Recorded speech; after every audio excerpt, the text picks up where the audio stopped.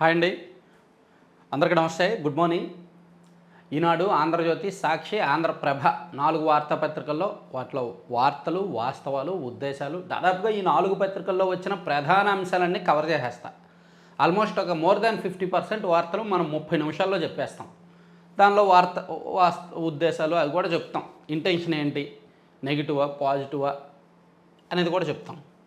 So ఇటువంటి analysis చేసే channel Andhra Pradesh రాష్ట్రంలో మనదే కాబట్టి అఫ్కోర్స్ ఆంధ్రప్రదేశ్లో అంటే మన రాష్ట్రంలో పొలిటికల్ న్యూస్ అనలైజ్ చేస్తున్న యూట్యూబ్ ఛానల్స్లో హయ్యెస్ట్ వ్యూస్ మనకే. ఈవెన్ మెయిన్ స్ట్రీమ్ మీడియా వాళ్ళతో పోల్చుకున్నా సరే మన ఛానల్కి ఎక్కువ వ్యూస్ వస్తుంది అనమాట. ఏదైనా సరైన వీడియో పడితే ఒక 2 గంటల్లో 1,00,000 వ్యూస్ దాటిపోద్ది, అట్లా ఉంది. సో అదంతా కూడా మీ మీ మీ ఎంకరేజ్మెంట్, మీరు ఇచ్చిన చలవే, మీరే దాన్ని ఛానల్ని ఎలా ఎంకరేజ్ చేశారు. సో నేను నా స్పష్టమైన అభిప్రాయాలు నేను చెప్పేది నచ్చితేనే మీరు ఎంకరేజ్ చేస్తారని తెలుసు. సో ఈ క్రమంలోనే నేను కూడా కొన్ని వ్యవహారాల్లో నిర్మోహమాటంగా నిరభ్యంతరంగా చెప్పేస్తున్నా. దానివలన శత్రువులను తయారు చేసుకుంటున్నా. అయినా సరే ఉన్నదన్నట్టు చెప్పడమే మన ఛానల్ లక్ష్యం కాబట్టి నాకు శత్రువులు తయారైనా, నన్ను టార్గెట్ చేసే వాళ్ళు పెరిగినా, ఒక ప్రత్యేకత ఏంటంటే 3 పార్టీల వాళ్ళు సోషల్ మీడియాలో కూడా నన్ను టార్గెట్ చేస్తారు తెలుసా, నా మీద నిఘా పెడుతున్నారు తెలుసా. ఎందుకంటే మనం ఒక్కోసారి ఒక్కొక్క టార్గెట్. నిన్న పవన్ కళ్యాణ్ గారి ఈ హిందుత్వ వాదన మీద ఒక వీడియో చేశాను. సో దాని మీద జనసేన వాళ్ళు చాలామంది హర్ట్ అయ్యారు. అంతకుముందు లోకేష్ గారికి సంబంధించి ఒక వీడియో చేశాను. ఆయన ఏకఛత్రాధిపత్యం కారణంగా శత్రువులను తయారు చేసుకుంటారు పార్టీలో, దానివల్ల టీడీపీ వాళ్ళు టార్గెట్ చేశారు. ఒక వైసీపీ వాళ్ళంటే ఎప్పుడు నన్ను టార్గెట్ చేస్తూనే ఉంటారు. సో రాష్ట్రంలో ఇటువంటి ఛానల్ మనది ఒక్కటే. సరే, ఇంక మళ్ళీ ఎక్కువ చెప్తే సోది చెప్పాను అంటారు. 2 నిమిషాలు వేస్ట్ అయింది. సరే, పక్కన పెట్టేద్దాం. లైవ్ ఇంటరాక్షన్ పెడతాను సాటర్డే ఈవినింగ్. రండి, సాటర్డే ఈవినింగ్ 7 to 8 మధ్యలో లైవ్ ఇంటరాక్షన్ పెడతాను. లైవ్లో మీరందరూ రండి, నన్ను ఏదైనా అడగొచ్చు, నేను చెప్తా, సమాధానం చెప్తా. లైవ్ ఇంటరాక్షన్ ఈ శనివారం సాయంత్రం. తర్వాత నామినేటెడ్ నజరానా 20 కార్పొరేషన్లకు చైర్మన్లు, 1 వైస్ చైర్మన్ నియామకం. 7 కార్పొరేషన్లో 64 మందికి సభ్యులుగా అవకాశం. అంకితభావం, విధేయతలకు పెద్దపేట. పార్టీ గీత దాటని వారికి సముచిత గౌరవం. మిత్రపక్షాలు, జనసేన, భాజపా నేతలకు పదవులు. నిన్న నామినేటెడ్ పదవుల లిస్టు చూస్తే మీకేమనిపించింది? చాలామంది ఎవరెవరైతే అవకాశాలు కోల్పోయారో, సీట్లు దక్కించుకోలేదో వాళ్ళకి ఎక్కువగా అవకాశం ఇచ్చారు. కొనకల నారాయణ గారు మచిలీపట్నం ఎంపీగా 2 సార్లు పనిచేశారు. సో ఆయనకు అవకాశం పోయింది. సో ఆయనకు నామినేటెడ్ పదవి. అలాగే పీతల సుజాత గారు మాజీ మంత్రి, ఆమెకు కూడా మొన్న సీట్ ఇవ్వలేదు కాబట్టి ఆయన. అలాగే బంగారరాజు గారు నెల్లిమర్ల నియోజకవర్గ టీడీపీ ఇన్ఛార్జి, ఆయన ఖచ్చితంగా సీట్ ఇవ్వాల్సిన వ్యక్తి, ఆయన కూడా సీట్ ఇవ్వలేదు కాబట్టి పొత్తులో భాగంగా జనసేనకు వెళ్ళిపోయింది కాబట్టి ఆయనకు మార్క్ఫెడ్ చైర్మన్ ఇచ్చారు. అలాగే అజీజ్ గారు నెల్లూరు, ఆయనకు కూడా అంతే. అలాగే జనసేన పార్టీ నుంచి తోట మెహర్ సీతారామ సుధీర్ గారికి ఇచ్చారు. అలాగే మంత్రి రామరాజు గారు ఉండి మాజీ ఎమ్మెల్యే, ఆయనకు కూడా సీట్ ఇవ్వలేదు కాబట్టి ఆయనకు. అలాగే టిడ్కో చైర్మన్ అజయ్ కుమార్, 20 సూత్రాల అమలు committee chairman Lanka Dinakar, maritime board చైర్మన్గా దామచర్ల సత్య, పద్మశాలి కార్పొరేషన్ చైర్మన్గా నందం అబద్దయ్య. ఇట్లా నామినేటెడ్ పదవులు ఇచ్చిన వాళ్ళలో ఎక్కువ మంది సీట్లు కోల్పోయిన వాళ్ళు, అవకాశాలు కోల్పోయిన వాళ్ళు ఉన్నారు. ఇక్కడ ఆశ్చర్యకరమైన విషయం ఏంటంటే డైరెక్టర్ పదవులు కూడా, ఇప్పుడు కార్పొరేషన్ చైర్మన్ అంటే రాష్ట్ర స్థాయి పదవి, డైరెక్టర్ పదవుల్లో కూడా ఎమ్మెల్యే స్థాయి వ్యక్తులు, మాజీ మంత్రులు, మాజీ ఎమ్మెల్యేలకు ఇచ్చారు. ఇప్పుడు వంతల రాజేశ్వరి, ఆమెకు డైరెక్టర్గా ఇచ్చారు. అలాగే పంతకాని నరసింహప్రసాద్ ఇన్ఛార్జ్, ఆయన నియోజకవర్గ స్థాయి ఇన్ఛార్జ్, ఆయనకు కూడా అంతే, ఒక కార్పొరేషన్లో డైరెక్టర్గా ఇచ్చారు అతనికి కూడా. చాలామందికి అంటే కొంచెం పెద్ద స్థాయి ఉన్న వాళ్ళకు కూడా డైరెక్టర్ పదవులే ఇచ్చారనమాట. దానివలన కొంతమందిలో అసంతృప్తి ఉంది.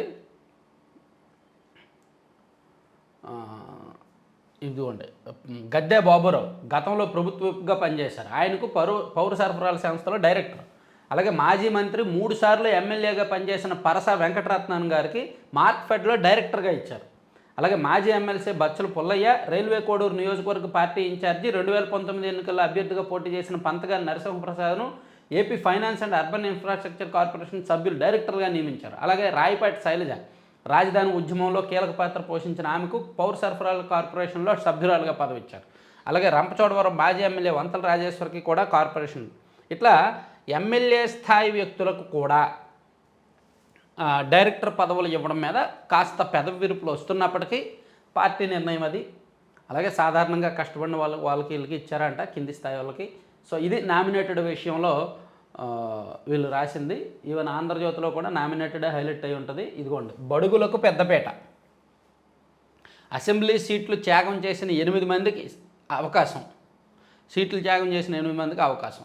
అలాగే ఎక్కువగా ఎస్సీ, ఎస్టీ, బీసీ మైనారిటీలకు ఇచ్చారనేది ఆంధ్రజ్యోతిలో ప్రొజెక్ట్ చేశారు. ఏపీఐఏసీ చైర్మన్గా ఉండి రామరాజు, మాజీ ఎంపీ కొనకళ్ళకు ఆర్టీసీ, నెల్లిమర్లో డోన్ ఇన్ఛార్జీలకు కీలక పోస్టులు, వక్ఫ్ బోర్డు చైర్మన్ అబ్దుల్ అజీజ్కు, లోకేష్ పాదయాత్రలో వాలంటీర్ల కన్వీనర్గా పనిచేసిన రవి నాయుడికి శాప్ బాధ్యతలు, టూరిజం కార్పొరేషన్ నోక్సాన్ బాలాజీకి పనిచేసిన వారికి ప్రాధాన్యం ఇస్తూ పదవుల భర్తీ, యూనిట్ క్లస్టర్ ఇన్ఛార్జీలకు అవకాశం అని చెప్పి చాలా కీలకంగా ఈ నామినేటెడ్ పదవుల విషయంలో ఇట్లా రాశారు.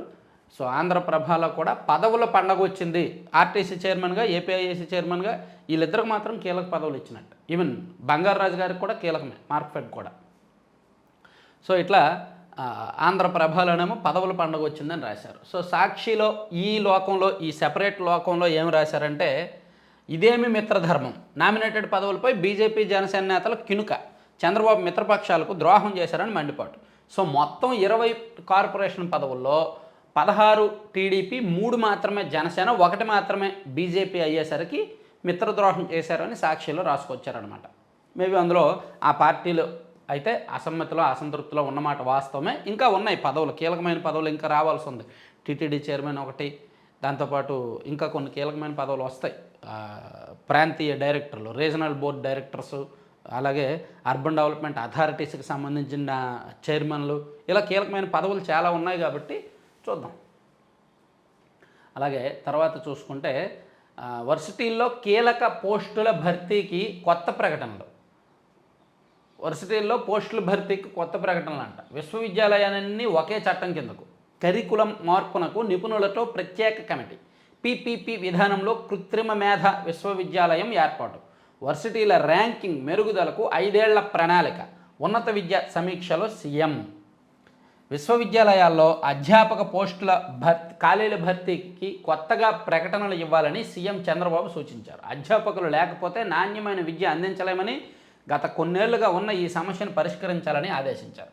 సచివాలయంలో మంగళవారం ఉన్నత స్థాయి, సో యూనివర్సిటీల్లో సంబంధించి నిన్న ఉన్నత స్థాయిలో సమీక్ష అది చేసి చంద్రబాబు గారు మాట్లాడారు. అదొకటి ఇచ్చారన్నమాట. అక్కడ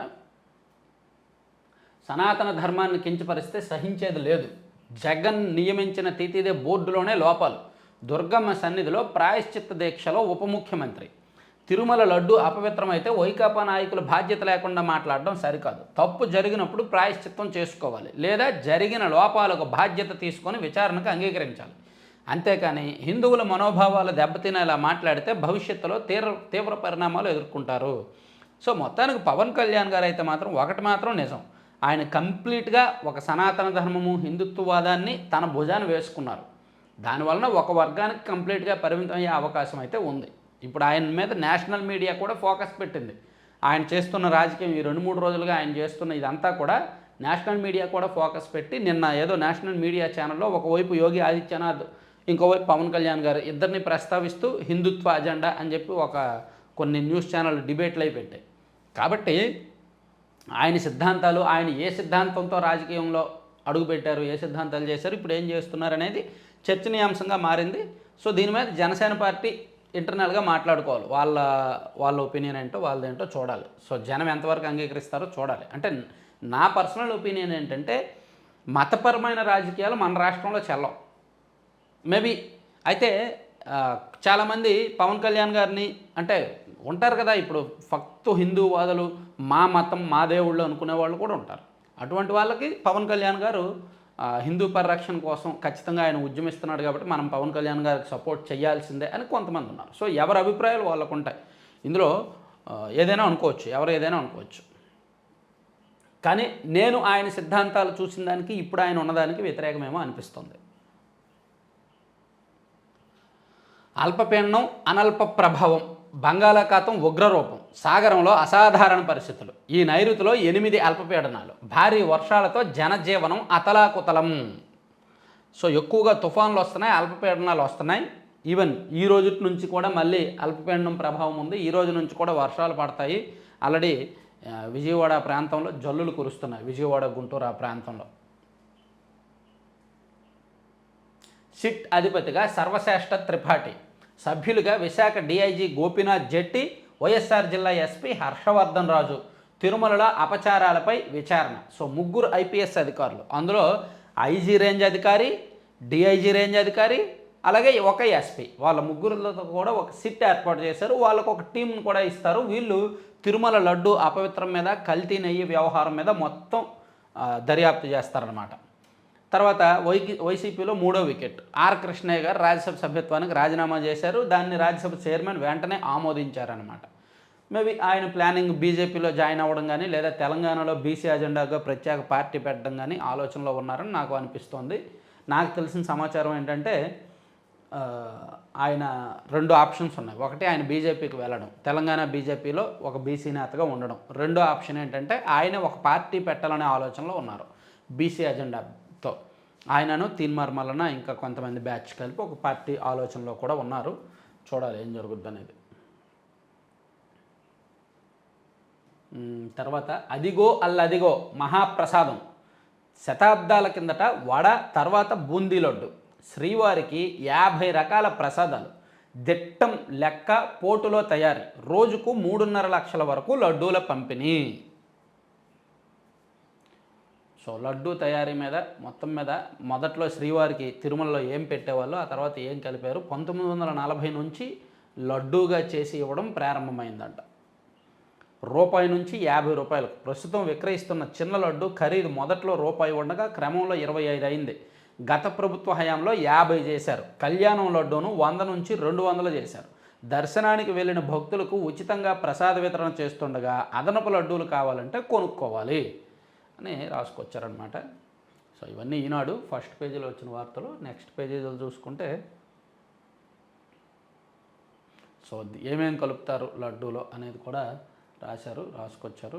తర్వాత ఆర్టీజీఎస్తో పౌర సేవలు సులభతరం చేయాలి చంద్రబాబు. చంద్రబాబు గారు గతంలో 2014 నుంచి 19 వరకు అధికారంలో ఉండగా రియల్ టైం గవర్నెన్స్ ఆర్టీజీఎస్ చాలా కీలకంగా పనిచేసింది. సో గత ప్రభుత్వం వచ్చినప్పుడు, అంటే వైసీపీ ప్రభుత్వం వచ్చినప్పుడు దాన్ని తీసేశారు, పక్కన పెట్టేశారు. సో ఇప్పుడు మళ్ళీ ఆర్టీజీఎస్ తీసుకొచ్చారనమాట. అలాగే పట్టణాలు వేడెక్కడంతో భారీ వర్షాలు.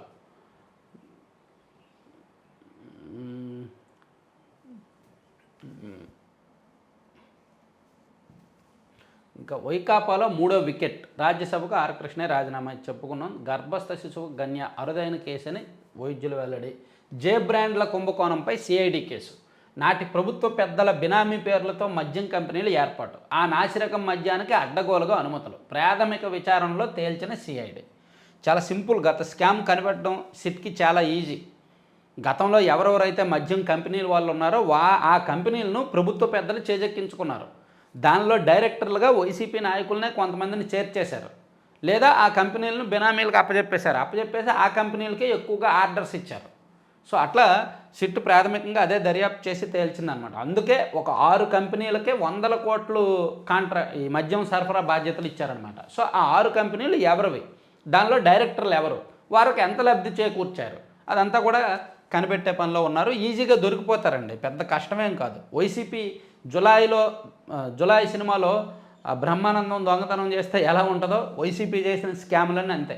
ఎందుకంటే వాళ్ళు విపరీతమైన ఓవర్ కాన్ఫిడెన్స్లో ఉన్నారు. ఫ్యూచర్లో కూడా మనమే అధికారంలో ఉంటాము, మనకు 151 వచ్చాయి, మహాపోతే ఒక 20-30 పోతాయి, ఒక 40 అయినా పోతాయి, మ్యాక్సిమం 110 ఉన్నా మనమే అధికారంలో ఉంటాం కాబట్టి ఎన్ని తప్పులు చేసినా పర్వాలేదు అనే విపరీతమైన ఓవర్ కాన్ఫిడెన్స్లో కళ్ళు మూసుకుపోయి ఏం చేస్తున్నారో తెలియక కళ్ళు మిల్లు ఒళ్ళు ఏవి ఆనక ఇష్టం వచ్చినట్టు చేసేసారనమాట. ఇష్టం వచ్చినట్టు అవినీతి అరాచకాలు అన్నీ చేసేసారు. సో అధికారం మారింది, పాపం పండింది, చాలా ఈజీగా దొరికిపోతున్నారు. ఇంకా చాలా వ్యవహారాలు ఉన్నాయి, ఇవే కాదు. పోర్టుల అమ్మకం ఒక్క 15 ఉన్నాయండి ఇటువంటి సంచలనాలు. 15 పోర్టుల అమ్మకాల్లో ఇది. అలాగే కాదంబరి జత్వాని లాంటి వ్యవహారం ఇంకొకటి ఉంది. ఇంకొక అమ్మాయిని కూడా అలాగే హెరాస్ చేసి ఇల్లీగల్గా వ్యవహారం ఒకటి నడిపించారంట. అది ఒకటి ఉంది. అంటే డీల్ చేశారు ఇల్లీగల్గా ప్రైవేట్గా కేసు డీల్ చేశారు సేమ్ జత్వానీ గారు లాంటిది ఆ కేసు ఒకటి ఉంది. అలాగే ఫోన్ ట్యాపింగ్, జడ్జీలు ఫోన్లో ట్యాపింగ్కి సంబంధించి ఇలా సంచలనాలు బోల్డ్ ఉన్నాయి. అన్నీ కూడా కాలక్రమేణా బయటకు వస్తాయి. అలాగే ఈ అవినీతి వ్యవహారాలు ఇవన్నీ ఎందుకు అలా చేశారంటే వాళ్ళే అధికారంలో ఉంటారనే ఓవర్ కాన్ఫిడెన్స్తో చేసుకెళ్ళిపోయారు అంతే. మనమే కదా మళ్ళీ గెలిచేదే అని. వైకాపా ప్రభుత్వంలో ఉద్యోగులు వేధింపులకు గురయ్యారు. భాజపా ఎమ్మెల్యే నల్లమల రామకృష్ణారెడ్డి హైదరాబాద్ తిరుపతి విమానంలో సాంకేతిక సమస్య, బయలుదేరిన కొద్దిసేపటికే శంషాబాద్లో అత్యవసర ల్యాండింగ్ అంట. వేరువేరు ఘటనలో పిడుగుబాటు, తెలంగాణలో 5 దుర్మరణం. సరే, ఈనాడు కాసేపు పక్కన పెడతా, ఈ పేజీతో మళ్ళీ వద్దాం. ఇప్పుడు సాక్షికి వెళ్దాం. సాక్షిలో సిట్ బాబు స్కిట్, చంద్రబాబు స్క్రిప్ట్ అనుగుణంగా నివేదిక రెడీ, అందుకే సిట్ ఇన్ఛార్జ్గా జీ హుజూర్ అనే అధికారికి బాధ్యతలు. అవునా, మరి గతంలో ఎవరికి ఇచ్చారు సిట్గా? ఎక్కడ సిట్ వేసినా రఘురామరెడ్డి గారికి బాధ్యతలు ఇచ్చేవారు గత వైసీపీ గవర్నమెంట్ ఉన్నప్పుడు. మరి ఇప్పుడు అంతే. సిట్ దర్యాప్తు అంటే రాష్ట్ర ప్రభుత్వ కంట్రోల్లోనే ఉంటుంది కాబట్టి, నిజమే రాష్ట్ర ప్రభుత్వ కంట్రోల్లోనే ఉంటుంది సిట్ అనేది. కాబట్టి సిట్ అంటే సిట్టాలి, స్టాండ్ అంటే నిల్చోవాలి అని అంటారు కదా, అదే. పోనీ సిబిఐకి ఇద్దామంటే వాళ్ళేమో దర్యాప్తు ఆపేస్తారు, దశల వారీగా చేస్తారు, ఎక్కడికక్కడ ఆపేస్తారు. వాళ్ళకి తలకు మించిన కేసులు ఉన్నాయి. అందుకే ఈ విశ్రాంత న్యాయమూర్తుల కమిటీకి ఇవ్వడం కానీ, ఫాస్ట్ ట్రాక్ కోర్టులకు ఇవ్వడం కానీ అటువంటి చేయడం మంచిది. సరే, చూద్దాం ఈ సిట్ ఎలా దర్యాప్తు చేస్తుందో, ఏం చేస్తుందో అదంతా చూడాలి. తర్వాత రామరామ రథానికి నిప్పు. అనంతపురం జిల్లా హానాకానా హాల్లో రాములోరి రథానికి నిప్పంటించిన దొండగలు. వైసీపీ హయాంలో విపరీతంగా జరిగాయి ఈ సంఘటనలు. మరి ఇప్పుడు ఈ ప్రభుత్వం వచ్చాక ఫస్ట్ సంఘటన. ఈ సంఘటనతో ఇమీడియట్గా అలర్ట్ అయ్యి మళ్ళీ జరగకుండా ఉంటే ఓకే. మళ్ళీ కంటిన్యూగా జరిగాయి అంటే మాత్రం ఏదో ఒక పెద్ద కుట్ర ఉన్నట్టే. గతంలో వైసీపీ ప్రభుత్వం ఉన్నప్పుడు ఇటువంటి సంఘటనలు 20కి పైగా జరిగాయి. విగ్రహాలు ధ్వంసం చేయడం, ఆలయాలు ధ్వంసం చేయడం, రథాలకు నిప్పు పెట్టడం వంటివి 20కి పైగా జరిగాయి. సో ఇప్పుడు ఈ ప్రభుత్వం వచ్చాక ఇదే మొదటిది. దీంతో ఆపితే అంతా సవ్యంగా ఉంటుంది. ఏమైనా ఇంకా ఎక్కువ జరిగాయా, కావాలని ఎవరో కుట్రగా చేస్తున్నట్టు దాన్ని కనిపెట్టాలి, దాన్ని ఛేదించాలి. లేకపోతే రాష్ట్రంలో గొడవలు జరిగిపోతాయి, అల్లకల్లోలం అయిపోద్ది రాష్ట్రం. సోమవారం అర్ధరాత్రి పెట్రోల్ పోసి తగలబెట్టిన వైనం, మంటలు వస్తుండటం గమనించి ఆర్పేసిన గ్రామస్తులు. అప్పటికే సగం కాలిపోయిన రథం. ఇది ముమ్మాటికి టీడీపీ వాళ్ళ పనే అంటున్న గ్రామస్తులు. పోలీసుల అదుపులో 2 కీలక వ్యక్తులు. వ్యవహారం టీడీపీకి చుట్టుకోకుండా పెద్దల మంతనాలు. టీడీపీదని వీళ్ళకి ఇల్లే నిర్ధారించేస్తారు, వీళ్ళకి ఇల్లే చేసేస్తారు. వీళ్ళ ముందు అరెస్ట్ చేయాలి. ఈ సాక్షిలో ఈ వార్త రాసిన వాళ్ళ ముందు అరెస్ట్ చేయాలి.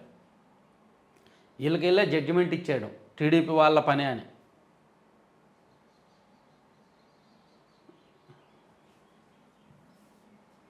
కొనసాగిన దాడులు, ప్రతిదాడులు. హిందువులంతా ఏకం కావాలి, సనాతన ధర్మంపై ఇష్టం వచ్చినట్టు మాట్లాడితే ఉపేక్షించడం, హిందువులు కనీసం కోపం తెచ్చుకోకపోతే ఏం చేయగలం, సెక్యులరిజం 1 వే కాదు 2 వే, అల్లా జీసస్ని ఎవరైనా ఏమైనా అనగలరా, సున్నిత అంశాలపై ప్రకాష్ రాజ్ తెలుసుకొని మాట్లాడాలి, ఉప ముఖ్యమంత్రి పవన్ వ్యాఖ్యలు అని అది అక్కడ రాశారు.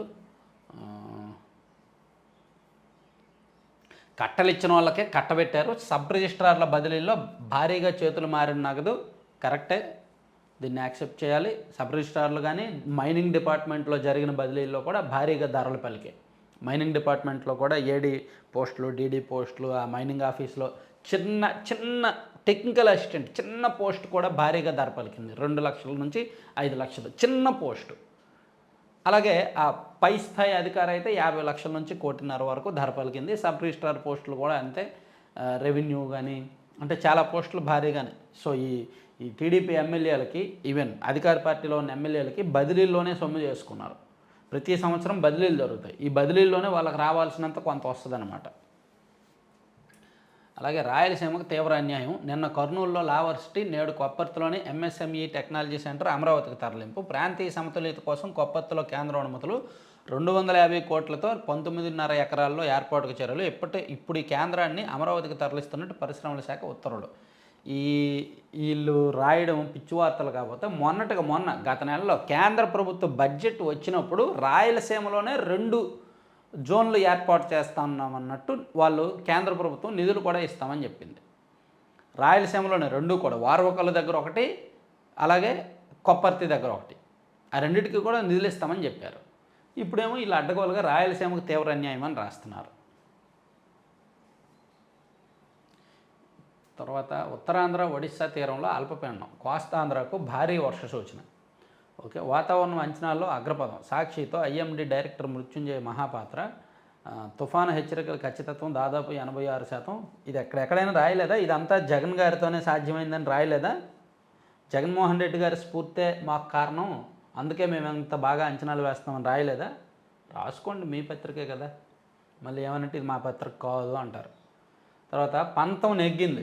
దళిత వైద్యుడిపై దాడి కేసులో నిందితులపైనే కూటమి సర్కారు.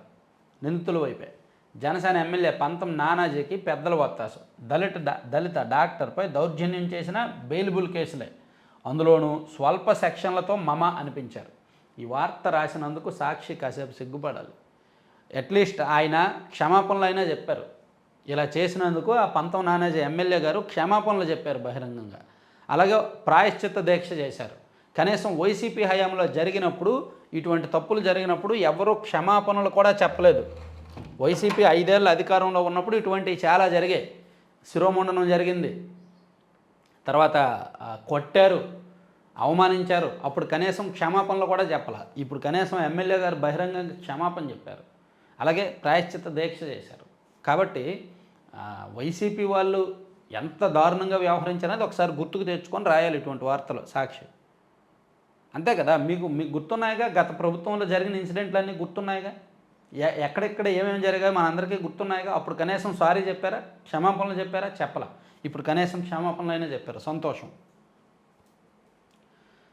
యూనివర్సిటీలకు ఉమ్మడి చట్టం, పీపీపీ విధానంలో ఏ యూనివర్సిటీ, అమరావతిలో అంతర్జాతీయ ప్రమాణాలతో స్పోర్ట్స్ విలేజ్ నిర్మించాలి, ఉన్నత విద్యాశాఖపై సమీక్షలో ముఖ్యమంత్రి చంద్రబాబు. మనందరికీ ఎంతో ఇష్టమైన పత్రికలో 2వ పేజీకి వెళ్దాం. ఈరోజు ఎంత పుణ్యం చేసుకుందో సాక్షి. మనం 2వ పేజీకి వెళ్ళాం. బాబు తెచ్చిన నెయ్యే. చంద్రబాబు సీఎంగా ప్రమాణ స్వీకారం చేసిన జూన్ 12 నుంచి టీటీడీకి నెయ్యి సరఫరా ప్రారంభించింది తమిళనాడు డైరీ. వైఎస్ఆర్సీపీ ప్రభుత్వ హయాంలో 1 గ్రాము నెయ్యిని కూడా టీటీడీకి సరఫరా చేయని ఏఆర్ డైరీ ఫుడ్స్. ఇది ఒక ఫేక్ వార్త. రోజుకు ఒక ఫేక్ వార్త తయారు చేయడం, దానికి సంబంధించి ఏవో పనికిమాల రిపోర్టులు పెట్టడం, ఇవన్నీ కూడా ఎక్కువైపోయినాయి పాపం. ఈ సాక్షికి వైసీపీకి వాళ్ళు ఏం చెప్పినా నమ్మరు జనం. అయిపోయింది. ఇంకా అబద్ధం ఒకసారి చెప్తే నమ్ముతారు, నిజమేనేమో అని అనుకుంటారు. రోజు అదే పని అయితే ఇంకా నమ్మరు.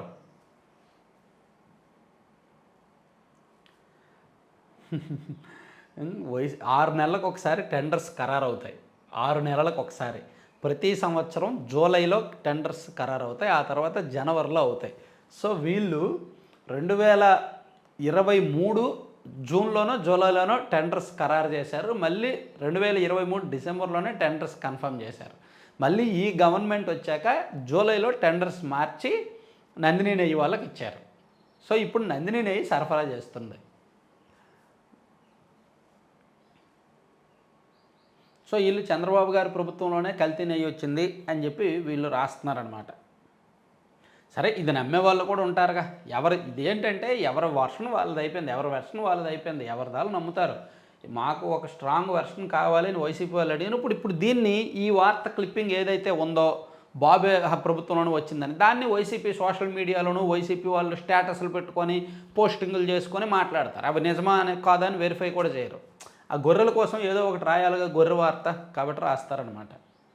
సో మనకు కామన్ సెన్స్ ఉంటే మనం అది ఆలోచించాం. పవర్ను తక్షణం డిస్మిస్ చేయాలి మాజీ ఎంపీ హర్షకుమార్ డిమాండ్. చంద్రబాబు మాటలు నమ్మలేము. విహెచ్పి జాతీయ సంయుక్త ప్రధాన కార్యదర్శి సురేంద్ర జైన్. దళిత సంఘాల కన్నెర్ర. అంబేద్కర్ ఫ్లెక్సీ చించేసిన ఉండి ఎమ్మెల్యే రఘురామ బర్తరఫ్కు డిమాండు. జనసేన ఎమ్మెల్యే పంతం నానాజీపై ఎస్సీ/ఎస్టీ అట్రాసిటీ కేసు నమోదు చేయాలని దళిత నేతలు. ఇదొక ఫేక్ వార్త. అసలు రఘురామకృష్ణరాజు గారు ఫ్లెక్సీ చింపలేదు. ఆ ఫ్లెక్సీని చింపలే, ఆయన ఫ్లెక్సీని పక్కన పెట్టాడు అంతే. కానీ ఫ్లెక్సీ చింపేశాడని చెప్పి గొడవ. తర్వాత ఆంధ్రజ్యోతిలో చూసుకుంటే కర్ణాటక సీఎంకు షాక్. మూడా స్కామ్లో సిద్ధరామయ్య ప్రాసిక్యూషన్కు రాష్ట్ర హైకోర్టు ఓకే. సో గవర్నర్ అనుమతిని సవాల్ చేస్తూ గవర్నర్ గారేమో అక్కడ మూడాలో జరిగిన స్కామ్లో విచారణ చేయాలి అని చెప్పి గవర్నర్ గారు అనుమతిస్తే సిద్ధరామయ్య గారు హైకోర్టుకు వెళ్ళారు విచారణ ఆపాలి అని. కానీ హైకోర్టు ఒప్పుకోలేదు, విచారణ కొనసాగించమని నోటీసులు ఇచ్చింది, నిన్న ఆదేశాలు ఇచ్చింది. తర్వాత ఎన్ఆర్ఐ కోట ఓ మోసం, డబ్బులు దండుకునే ఎత్తుగడ. సుప్రీంకోర్టు వైద్య కళాశాలల్లో ప్రవేశాలపై పంజాబ్ ప్రభుత్వం జారీ చేసిన నోటిఫికేషన్ కొట్టివేత. జగన్ వల్లే ఆ నష్టం. పోలవరానికి ఆయన జమానాలోనే ప్రధాన సమస్యలు. 2019-20లో వచ్చిన వరదలకే దెబ్బతిన్న డయాఫ్రమ్ వాల్. ప్రధాన డ్యామ్ ప్రాంతంలో భారీగా గుంతలు. తేల్చి చెప్పిన అంతర్జాతీయ నిపుణులు. లడ్డూపై సిట్ చీఫ్గా ఐజీ త్రిపాఠి, టీంలో డీఐజీ గోపినాథ్. ఇందాక చెప్పుకున్నాం కదా ఇదే. తర్వాత ఇది పవన్ కళ్యాణ్ గారి వార్త కూడా ఇందాక చెప్పుకున్నాము. తర్వాత ఆ పాపం బోర్డుదే, గల్లీకి దించి నెయ్యి కల్తీకి దారి. చిన్నా చితక వ్యాపారులు సైతం నెయ్యి అందించేలా అడ్డగోలు తీర్మానాలు. అనుభవం, సామర్థ్యం, నాణ్యత, టర్నోవర్ నిబంధనలన్నీ సడలింపు. అధికారంలోకి వచ్చి రాగానే తిరుమల నెయ్యిపైనే వైసీపీ కన్ను. తమ వారి కోసం రివర్స్ టెండర్. కొనుగోలు నిబంధనల్ని మార్చేసిన వైవి సుబ్బారెడ్డి పాలక మండలి. ఇంకొకటి, సాక్షిలో బాబు ప్రభుత్వం వచ్చాక నెయ్యి మార్చారన్నారు కదా, కానీ ఇప్పుడు వరకు టీటీడీ బోర్డు కూడా వేయలేదు. టీటీడీ బోర్డు కూడా వేయకుండా ఎలా మారుస్తారు? రాజకీయ పెత్తనం ఎక్కడ ఉంటుంది? సో టీటీడీ బోర్డు కూడా వేయలేదు. అక్కడ పాలనా పరంగా ఎటువంటి నిర్ణయాలు ఇంకా తిరుమలలో తీసుకోవట్లేదు. అంతా ఈవో గారి కొనసాగంలో జరుగుతుంది. ఈవో కూడా నిజాయితీ పరుడు. ఆయన ఏమీ లాబీయిస్ట్ కాదు, గత ప్రభుత్వ ఈవోలాగా. ఇప్పుడున్న తిరుమల ఈవో మంచి ఫీడ్బ్యాక్ ఉంది అతని మీద, అతని పనితీరు మీద. అలాగే మంచి హిస్టరీ ఉంది, కష్టపడి పైకి వచ్చాడు. అంతే తప్ప గతంలో ఈవోగా పనిచేసిన లాగా లాబీయిస్ట్ ఏమీ కాదు. గత ఈవో గారు అంతా లాబీయింగ్లు. తర్వాత జే గ్యాంగ్ ఆటకట్టు. బలంగా బిగుస్తున్న సిఐడి ఉచ్చు. నాసిరకం మద్యం స్కామ్ దర్యాప్తులో ముందడుగు. ఏపీ బ్రోవరీస్ కార్యాలయంలో తనిఖీలు. మాజీ ఎండి వాసుదేవరెడ్డి గది తెరిచిన అధికారులు. మద్యం కేసులో కీలక ఆధారాల సేకరణ. మద్యం తయారీ కంపెనీలు ఎవరి చేతుల్లో నాడు బలవంతంగా వెళ్ళాయని తేలిన పోయినాం. ఇది సో మద్యం స్కామ్లో కీలకమైన ముందడుగు పడింది. కీలకమైన ఆధారాలు లభించాయన్నమాట. ఎవరెవరికి ఆర్డర్స్ ఎక్కువగా ఇచ్చారు, ఎవరి ద్వారా కొనుగోలు చేశారు, ఇదంతా కూడా తేల్చుతున్నారు. ఇది ఇందాక చెప్పుకున్నాం. తర్వాత ఆర్ కృష్ణ వ్యవహారం కూడా మనం చెప్పుకున్నాం. మద్యం షాపులు ఖాళీ అయిపోయినాయి. కొత్త మద్యం దుకాణాలు వస్తున్నాయి కాబట్టి ఇప్పుడు పాత మద్యం దుకాణాలకు దాదాపుగా ఖాళీ అయిపోయినాయి. తర్వాత గురుకురాల ఘోష. గత 5 ఏళ్ళు పూర్తిగా నిర్లక్ష్యం. ఎప్పటికైనా పరిస్థితి మారేనా? దయనీయంగా పిల్లల మెను, కలుషిత ఆహారంతో ఇబ్బందులు, మరుగుదొడ్ల నిర్వహణ అస్తవ్యస్తం, వేధిస్తున్న టీచర్ల కొరత, డబ్బులు లేవమ్మా. ఇప్పుడు ఓకే, ఇప్పుడు మెను మార్చాలన్నా లేదా బాత్రూములు బాగు చేయాలన్నా డబ్బులు అస్సలు లేవంట గవర్నమెంట్ దగ్గర, ఏం చేయాలన్నా. అందుకే సైలెంట్గా ఉన్నారు. తర్వాత రఘురామ కేసులో విజయపాల్కు హైకోర్టు షాక్. సిఐడి మాజీ ఏఎస్పీ ముందస్తు బెయిల్ పిటిషన్ కొట్టివేత. పౌరుల స్వేచ్ఛ హరించేందుకు అధికారులకు లైసెన్స్ ఇవ్వలేదు. విజయపాల్పై ఆరోపణలు చాలా తీవ్రమైనవి. ఆయన్ను విచారించాల్సిన అవసరం ఉంది. న్యాయమూర్తి స్పష్టీకరణ. సో రఘురామకృష్ణరాజు గారు సంబంధించిన కేసులో ఆయన్ను కస్టడీలోకి తీసుకొని తీవ్రంగా హింసించారు అనే కేసులో ఉచ్చు బిగిస్తోంది కొంతమంది ఐపీఎస్ అధికారులకు.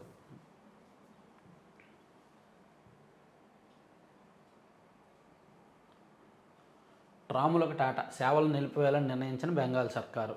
కర్ణాటక సీఎంకు హైకోర్టు షాక్ చెప్పుకున్నాం. హర్యానా యువత ఎందుకు డంకీలు అవుతున్నారు? బీజేపీకి రాహుల్ గాంధీ ప్రశ్న. ప్రధాని, రాష్ట్రపతి హిందువులు కాదు, అందుకే గోహత్యను నిషేధించడం లేదు. హిందువుల పవిత్రతను దెబ్బతీయడానికే తిరుపతి లడ్డు కల్తీ. పిచ్చి వాదనలు. సరే, ఇవన్నీ పక్కన పెట్టేద్దాం. ఆంధ్రజ్యోతి, ఆంధ్రప్రభ చూస్తే పదవుల పండుగ వచ్చింది, సిట్ వచ్చేస్తోంది. కల్తీ లడ్డుపై విచారణకు రంగం సిద్ధమని సిట్ గురించి చేశారు. రాముల రథానికి నిప్పు, అది కూడా చెప్పుకున్నదే. తర్వాత ధాన్యం క్వింటాలకు 2300. ప్రత్యేకంగా కొనుగోలు కేంద్రాల ఏర్పాటు. ధాన్యం కొనుగోలు కేంద్రాలు ప్రత్యేకంగా ఏర్పాటు చేశారు. క్వింటాలకు 2300 ఇస్తున్నారు. అలాగే కొనుగోలు చేసిన 48 గంటల్లోనే డబ్బులు ఇస్తారు. గత ప్రభుత్వం లాగా నెలల పాటు తిప్పుకోవడం కాదు. ధాన్యం కొనుగోలు చేసిన 48 గంటల్లో రైతుల అకౌంట్లో డబ్బులు పడేలాగా ప్లాన్ చేస్తున్నారు. అలాగే ఉన్నత విద్యలో సమూల మార్పులు అనేది చెప్పుకున్నాం. పొగరుగా మాట్లాడొద్దు, సనాతన ధర్మం జోలికి వస్తే ఇవన్నీ మనం ఇంతకుముందు చెప్పుకున్న ఏమైనా ఉంటే పక్కన పెట్టేస్తున్నా. ఇది ఒకటి. డాలర్ పంట డేలా. ఆక్వా రాజధాని ఉక్కిరిబిక్కిరైంది. 40,000 ఎకరాల్లో చెరువులకు సెలవులు. వేడని పెట్టుబడి కష్టాలు, నష్టాలు. సో ఆక్వా కల్చర్ ఎక్కువగా, ఆక్వా సాగంతా కూడా భీమవరం ఆ ప్రాంతంలో ఉంటుంది. అలాగే ఇతర రాష్ట్రాల్లో కూడా ఇతర జిల్లాల్లో కూడా ఎక్కువగా ఉంటుంది. కానీ రాజధాని, ఆక్వాకు రాజధాని అంటే భీమవరము, ఉండి ఈ ప్రాంతాల్లోనే. సో ఈ రైతులు ఎక్కువగా నష్టపోతున్నారంట. చెరువులకు నష్టం వచ్చిందని రాశారు. తర్వాత బందరులో బుల్డ్రోజర్ 150 ఇళ్ళు నేలమట్టం, అధికారులతో స్థానికుల వాగ్వాదం, అవి అక్రమ నిర్మాణాలని అధికారులు వెల్లడి, నోటీసులు ఇవ్వరా అని స్థానికుల ప్రశ్న. ఇల్లు కొట్టేస్తే కొట్టేయండి కానీ నోటీసులు ఇచ్చేసి వాళ్ళ సమాధానం తీసుకొని ఆ సమాధానం వాళ్ళ వివరణ ఒకసారి పరిశీలించండి. మరి అడ్డగోలుగా ఇల్లు కొట్టేయద్దు, బ్యాడ్ నేమ్ వస్తుంది. సో ఈ రెండు కూడా చెప్పుకున్నవే. సో ఇవన్నీ ఆంధ్రప్రభ వార్తలు. ఈనాడులో ఇంకా లోపలికి వెళ్తే ఈ పేజీ అయిపోయింది కదా. తల్లడిల్లిన హృదయాలకు తలా కొంచెం సాయం. సో సీఎంఆర్ఎఫ్కు ఇంకా డబ్బులు వస్తున్నాయి. సో ఓవరాల్గా అసలు సీఎంఆర్ఎఫ్కి ఎంత వచ్చాయంటారు చూద్దాం. అసలు ఓవరాల్గా సీఎంఆర్ఎఫ్కి ఎన్ని డబ్బులు వచ్చాయి, దాని విలువ ఎంత, వీళ్ళు ఏమేం చేస్తున్నారు, ఎంత సాయం చేస్తున్నారు అనేది ఒకసారి లెక్క పెట్టాలి. లెక్క పెట్టి ఒక సెపరేట్ వీడియో చేయాలి, టైం పడుతుంది. కిలో ఉల్లి 55 పైనే, టమాటా, వంగ, క్యారెట్ 40. మార్కెట్లో ఉల్లి నిల్వలను విడుదల చేయనున్న కేంద్రం. కూరగాయల రేట్లు భారీగా పెరిగాయి, బీభత్సంగా పెరిగాయి కూరగాయల రేట్లు. చంద్రబాబు ఇంటిపై దాడి కేసులో అన్ని వేళ్లు జోగి వైపాయి. తెదేపా అధినేత ప్రస్తుత ముఖ్యమంత్రి చంద్రబాబు ఇంటిపై దాడి, అప్పటి పెడన ఎమ్మెల్యే జోగి రమేష్ దగ్గరుండి తమను తీసుకొచ్చారని, ఆయనే దాడి చేయాలని ఆదేశించారని ఈ కేసులో 4వ నిందితుడు పాలడుగు దుర్గాప్రసాద్ పోలీసుల విచారణలో చెప్పాడు. అంతే, జోగి రమేష్ మంత్రి పదవి కోసం ఆయనకు మంత్రి పదవి రావాలని, జగన్మోహన్ రెడ్డి గారి దగ్గర మార్కులు రావాలని, పార్టీలో హైప్ పెరగాలని చంద్రబాబు గారి ఇంటి మీద దాడికి వెళ్ళాడు ఆయన జోగి రమేష్. అంటే రియాలిటీ షోలో ఎవరికాళ్ళు ఓవర్ యాక్షన్ చేశారు. ఓవర్ యాక్షన్ చేసి నాగార్జున గారు మార్కులు వేయండి అంటారు చూడండి. దూకుడు సినిమా వచ్చింది కదా, ఓవర్ యాక్షన్ చేయడం, మార్కుల కోసం కెమెరా ముందుకు వెళ్ళడం. అలాగే గత ప్రభుత్వ హయాంలో కూడా ఎమ్మెల్యేలు కొంతమంది ఓవర్ యాక్షన్ చేయడం, జగన్మోహన్ రెడ్డి గారి దగ్గరికి వెళ్ళి మార్కులు వేయించుకోవడం, పదవులు కొట్టడం, అదే జరిగింది. మాకేం తెలియదు, మీకెందుకు చెప్పాలి. దేవినేని తలసలా వింతవాదనలు, పోలీసులకే ఎదురు ప్రశ్నలు, దర్యాప్తునకు సహకరించడం లేదన్న విచారణాధికారి. సో వీళ్ళు దర్యాప్తునకు సహకరించట్లేదంట, ఏమడిగినా సరే తలతక్క సమాధానాలు చెప్తున్నారంట. రఘురామ్ గారు ట్రీట్మెంట్ ఇచ్చేయండి. రాముల వారి రథానికి నిప్పు, ఇందాక చెప్పుకున్నాం. సిఐ సత్యనారాయణ బెయిల్ పిటిషన్పై విచారణ, కౌంటర్లు వేయాలని ఇరుపక్షాలకు హైకోర్టు ఆదేశం. విచారణ అక్టోబర్ 1కి వాయిదా. జత్వానీ కేసులో కాంతిరాణా, సత్యనారాయణ అరెస్టుకు తొందరపాటు చర్యలు వద్దని వెల్లడి. ఇది